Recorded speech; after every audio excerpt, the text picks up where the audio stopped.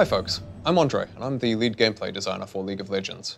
We wanted to talk to you a bit about unusual playstyles and experimental gameplay, and how we see those.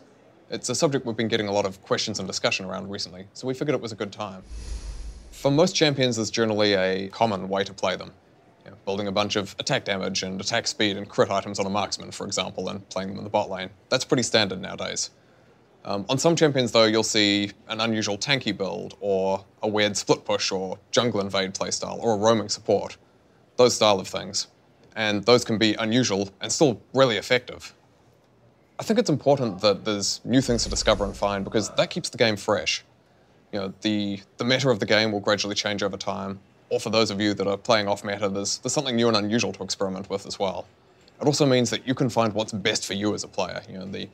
The particular champion that split pushes in the exact way that you're really good at, or that you enjoy the most. And trying to optimize that can be a lot of fun. So looking back at past seasons, we've seen a number of what were at the time experimental playstyles emerge, some of which have actually become almost the dominant playstyle, or have very much become the dominant playstyle since. Back in Season 1, for example, there was a commonly accepted wisdom for a while that you put a couple of fighters or tanks bot lane. And then some of the EU teams started doing this weird thing where instead of putting their marksmen in the mid lane, they'd actually put them bot lane with another character who wouldn't farm much at all. And over time, it was demonstrated, hey, this is really effective. And other teams started doing that as well. And so the game evolved to this situation where you've got an ADC and a support as pretty much the expected common thing bot lane. But that wasn't always the case. For a more micro example, at one point we started seeing Singed go from a unusual but standard laner to a champion who proxy farmed a lot more. He'd run behind the enemy's tower and far away from his own minions and help, and just kill minions by running around with poison trail, occasionally even getting pretty far towards the enemy base, and often dying a lot. And that was really weird and unusual and still really effective. And nowadays Singed play incorporates an awful lot of that. A few people trailblazed that way for a lot of the rest of the player base and showed how it was a cool and effective thing. So intent to win is what we think is most important. That as a player, if you're doing something unusual, you're trying to help your team get to victory, even if it may not be in a way that's well proven or that they necessarily completely understand. Because of that, it's really important that we distinguish between a player who is trolling and a player who is trying to win in an unusual way. And there's a few different things we can look at in order to, actually quite a lot of things, in order to make that determination. That includes things like, is this player trying to maximize their team's resources on Summoner's Rift relative to the other team? If you're giving up all of your minions, your golden experience from the top lane, for example, and you're not costing the enemy team even more, you're probably making a pretty terrible choice.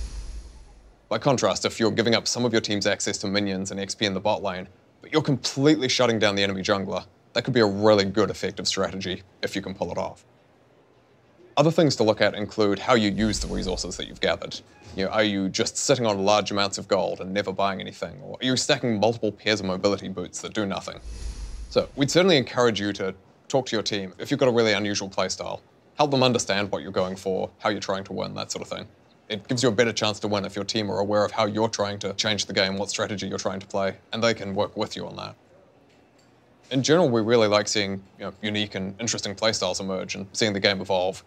But that doesn't mean that every single unique playstyle is necessarily a good one. In the same way that we have guidelines for what good gameplay looks like, counterplay, clarity, satisfaction, team cooperation, those sort of things. For any playstyle, we'd want those from the unusual ones as well. And so there have been times in the past where we've deliberately removed some uncommon playstyles because of the effect they have on the game. The clearest example of that in the past is probably AP Tryndamere. For any champion in the game, we want them to have noticeable strengths and weaknesses. They should be good at some things that, as the player of that champion, you try and take advantage of, and they should be weak at some things that as that player, you try and guard against, and as the enemy, you try to exploit. Tryndamere is designed so that his heal forces him to give up some of his auto-attack power, and he's actually got to build up that rage to get the heal in the first place as well, so there's some degree of interaction that goes into that. By contrast with AP Tryndamere, you don't need to build up rage, so there's none of that, attacking minions or champions to get it, and you're not auto-attacking all that much anyway, so you're not really making that trade-off. There's no mana cost on the ability either, so it effectively boiled down to push Q for large heal repeatedly. Tανκ Έκκo is actually another good example of a playstyle that we felt was problematic for the game. Ekko's got some really powerful tools on his kit, particularly the stun on his W and the rewind effect on his ult. But those are counterbalanced by, as a melee guy, he's got to get in there, he's got to take some risks. And so there's a real risk-reward trade-off and some limited safety nets for him. Tank Έκko, by contrast, is much more reliable. He can go in, he can reliably be in there long enough to proc the W, he can just gradually train you down. And the R, instead of being a, oh crap, and get out of there button, becomes a heal me for a lot, and then I'll go back to doing my really reliable thing. So yeah, the problem with Tank Έκko, effectively, was not that he was really hard to kill. It was that he was not giving up enough in exchange for that. Tank Έκko didn't have the burst of AP Έκko, but he still had more than enough damage, especially over the longer fight times that he could live for, to more than make up for it. And so we felt that AP Έκko was the much more engaging and exciting playstyle for both the Ekko player and everybody else. And as a result, we shifted some power so that the AP builds are much more rewarded, and the reliable tank ones much less so.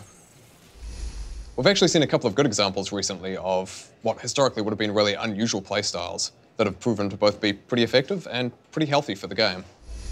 The first of those is MF as a support, which most of us first saw in Worlds last year as a counterpick to Zyra. And that's been really cool, because she's still doing misfortune-style things, she's still got those weaknesses, she still brings quite a bit of power in her ult, but she's doing it from the support position, so she's less concerned about that auto-attacking, playing more of a vision role on her team, more reliant on base damage than scalings, those sorts of things. And it also means that she's then laning with another ADC, and that then changes how, as that other ADC, you want to play. So you want somebody like Ashe, who brings a bunch of extra CC to support you, more than just raw damage. And if you play both ADC and support, there's then some interesting, hey, a champion I might already enjoy, I can now play in a different way. Cool. Botlane Ziggs was the other example, actually, that we saw at the start of this year that's still getting some play. As a team, you're getting a lot of extra tower pushing pressure, especially in the early game, from both the wave clear, his passive on towers, and the W's ability to execute low health towers.